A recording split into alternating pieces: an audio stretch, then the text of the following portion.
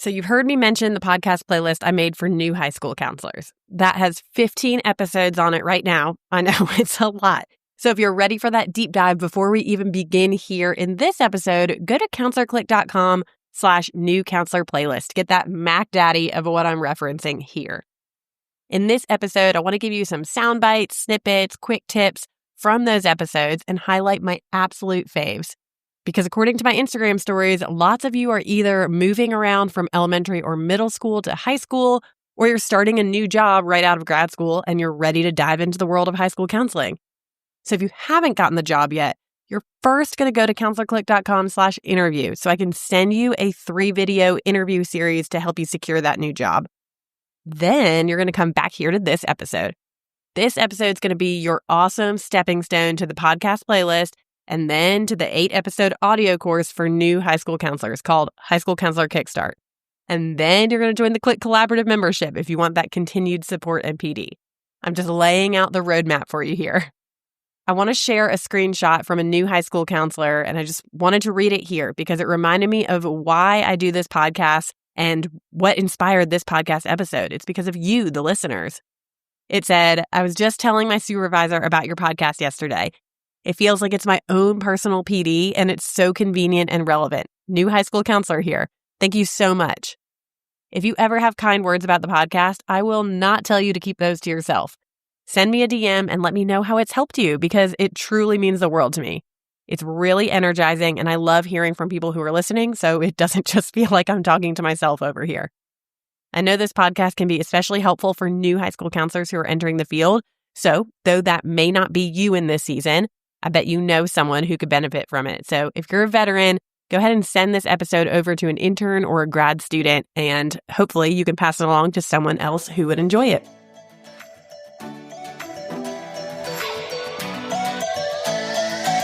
You got into this profession to make a difference in your students' lives, but you're spread thin by all of the things that keep getting added to your to-do list. I can't create more hours in the day, but I can invite you into my Counselor Click where you'll finally catch your breath. Come with me as we unpack creative ideas and effective strategies that'll help you be the counselor who leaves a lifelong impact on your students. I'm Lauren Tingle, your high school counseling hype girl, here to help you energize your school counseling program and remind you of how much you love your job. So let's get into it since you're short on time, but you're committed to this new role that you got or that you're about to get. People often ask, I got the job as a high school counselor. I'm so excited. What do I need? Listen, I'm not here to list out X, Y, Z and tell you you can't do your job without these. This episode that you need to listen to is the Back to School Office Prep episode. It's relevant for all high school counselors, but probably definitely you since you're prepping your office for the first time. You want to know what you need and what you don't need. You want to know what you're going to spend your money on and what's frivolous and that you don't need to spend money on. Here's an excerpt from that episode, and the reason why it's on my top listened to most episodes, you're going to hear it in this clip. Let's roll a clip from episode 32 where I talk about your physical office space and how to make it work functionally for you. Let's talk about your office first. You have to avoid the comparison game here. I love it. I love seeing pictures of everyone's offices, but it's really hard not to compare your office to others or idolize that perfect boho aesthetic or, whatever your style is. Everyone's situations are different. You see one picture and this person has a classroom size office. And then you look over here and that person has an office that's a closet size under the stairs like Harry Potter. When we're thinking about our office, think about this question. Is it a place that you can do counseling where you can provide a safe and confidential space for the students that you are working with? Check. Perfect. Great. If not, it's time to advocate for that space. I know that real estate in a school is sometimes really hard to come by, but you do need an appropriate space to do your job. This means no sharing an office with anyone, though I've wanted to do that with some counselor friends of mine, in theory, not actual practice. This means no hallway passing through the middle of your office for someone to get somewhere else. Like, you cannot have people walking through your office in the middle of a session. These things do not make sense for a counselor's office space. I also talk in this episode about moving into this space slowly and letting your day-to-day inform how you'll use the space, how you'll set it up, and how you'll pretty it up and enjoy every day that you're working in your office.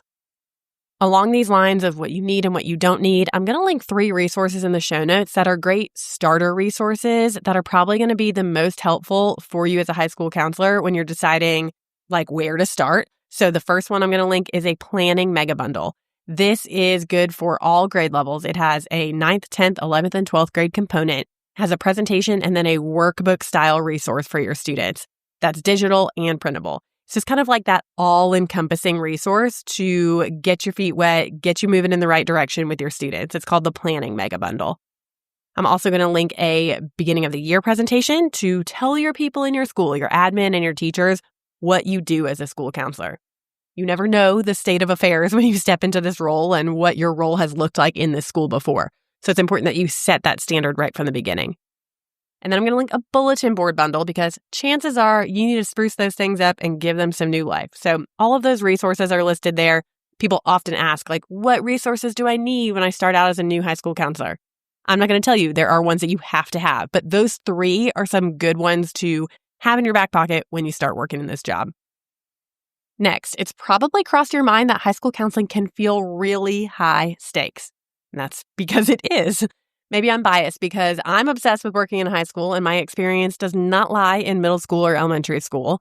But high school counselors have a lot of pressure on them between graduation rates, college and career readiness factors, social emotional wellness, and mental health. We're launching young adult humans out into the real world. That does feel like a lot of pressure. You're probably aware that that pressure exists.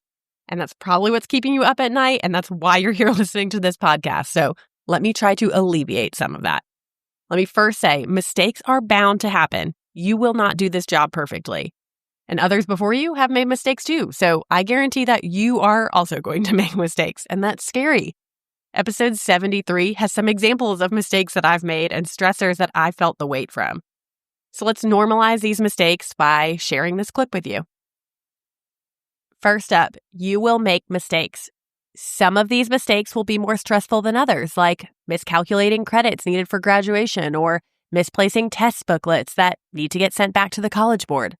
You'll counsel a student and wish you took something back that you said, or wish you said something you didn't say to begin with.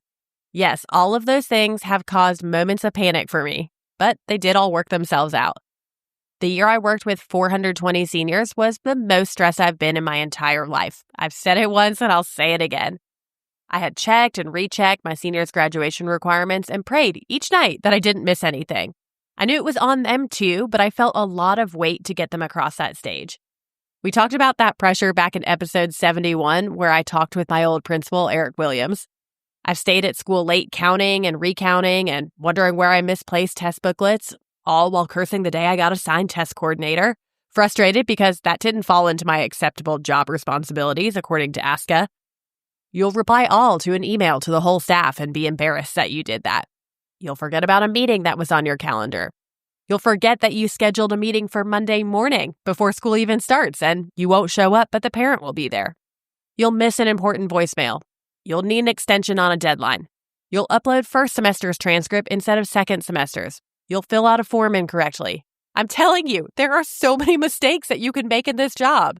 It's really not if you make a mistake, it's when you make a mistake. This doesn't make you incompetent at your job at all. It makes you human. Counselors juggle so many moving pieces at all times. Let's normalize making mistakes. You are no less of a human or a person or a counselor because of the mistakes that you make. These mistakes do not define you. You are a human who will make real mistakes in this job. And I wish I had considered this before I put so much pressure on myself to be perfect or to say the right thing or to never let anyone down. Go back and listen to that full episode for 2 more things that I wish I knew when I was starting out. It's a good one. In episode 72, I shared what not to do as a new high school counselor and what to do instead, because obviously I couldn't just leave you with a bunch of problems and no solutions. I hate when people do that. So here's one bit of advice from me. Ease into this role slowly. I know you want to dive in, take it all in, change the world overnight, but use that energy to your advantage. Here's a clip where I talk about a mistake I made in the beginning of my career. Don't take on too much all at once. I know it can be tempting to be a team player, especially when you're new at the job or when you're the new kid on the team. I feel like the better I got at my job, the more I was asked to be on committees and planning teams and feedback councils. I was asked to be on interview committees and sponsor clubs and lead this new initiative over here. In your beginning years of your career, you probably have the most energy and excitement you're ever going to have. We don't want you to wake up one day and have this flame put out because you're overcommitted to things. My practice of saying no to things really only happened for me personally once I had my first daughter. It was so much easier for me to leave work on time because I had somewhere else to be and someone else who was counting on me. But I also want to speak to those who don't have kids or who don't have a partner that they're going home to. Your boundaries are also important. You do not need to be the one who is voluntold to be here because your outside of work commitments are different from being the wife or the mom that you work with. I know that you have a life outside of work too. For all school counselors, the work-life balance is extremely necessary. I have a handful of other podcast episodes that talk about this, and I'll link those in the show notes if you're looking to get ahead of this before you're too far into this career. There'll definitely be times when you're doing a morning or an evening event. That's guaranteed to happen. Like, it's inevitable. It's going to happen at some point or kind of often in your career. But balancing work and home life is absolutely important as you're getting into the swing of a new role. Keep working on it and keep adjusting for whatever season you're in. It might always be a swinging pendulum that requires attention. Like, if you have too much work or too much home life, you always have to be finding that balance and readjusting. The practice of setting boundaries, no matter what season of life you're in, is so important so that you don't burn out. Like I mentioned, I'll put some extra episodes and blog posts in the show notes if you're trying to get ahead of that burnout phase before you're too deep into it. Lastly, let's get you pumped up and excited for your new job with a pep talk. This is a really popular episode because it's a great one to come back to time after time when you're feeling down or you feel that imposter syndrome sneaking in. People have told me that this pep talk was the confidence boost they needed as they embarked on a new role. So let's roll that clip. Okay, next, new counselor friend. Just because you're ripe doesn't mean you don't have amazing things to offer. You can be just as, if not more, confident in your role as a veteran counselor. Like, those counselors have a lot to offer, but so do you. You have to be the one to decide on that mindset. You're most certainly trained and ready for this position. You've read case studies, you've dove into journal articles, you've spent time hashing through tough scenarios in your supervision classes with your classmates and your professors. You've got the head knowledge, so much of what you have left to learn comes from what happens on the job. And listen, you have experience there too. Give yourself some credit. None of us veterans would say we know it all. There are a million ways each day can and will go. It's not up to you to have every path forged already. You are going to live in the gray. I'll say it again. So many of the scenarios in your high school counseling job are not going to be black and white. You might not have an answer, but the veteran down the hall might not have the answer either. You will live in the gray. There will be so many situations that come up that you'll still need help figuring out, and that's the fun of it. That's one of the parts I love about this job. So you can truly be confident that you're in the right place. Every one of us has started in the same shoes as you, and we've lived to tell about it. You're as prepared as you can possibly be right now. You do have so much to offer. Someone picked you specifically for this role. Others believed in you first when they hired you, so go ahead and step into that greatness. Remember, all of these episodes and more are on the New Counselor playlist, which can be found at counselorclick.com/new counselor playlist. The specific episodes and all the resources that I talked about in this episode are listed in the show notes. I hope this was helpful for you. I hope it was a confidence boost and gave you some things to think about as you're embarking on a new journey. I'm so excited for you. You are going to love being a high school counselor. Thank you for sticking around my Counselor Click world. And I hope that you can find a lot of resources that give you the confidence that you need to be a great high school counselor. I know that you will. Reach out into my DMs if you have any questions or tell me if this episode was helpful for you. I'll see you next week. Thanks for listening to today's episode of High School Counseling Conversations. All the links I talked about today can be found in the show notes and also at counselorclick.com/podcast. Be sure to hit follow wherever you listen to your podcast so that you never miss a new episode. Connect with me over on Instagram. Feel free to send me a DM at counselorclick. That's CLIQUE. I'll see you next week.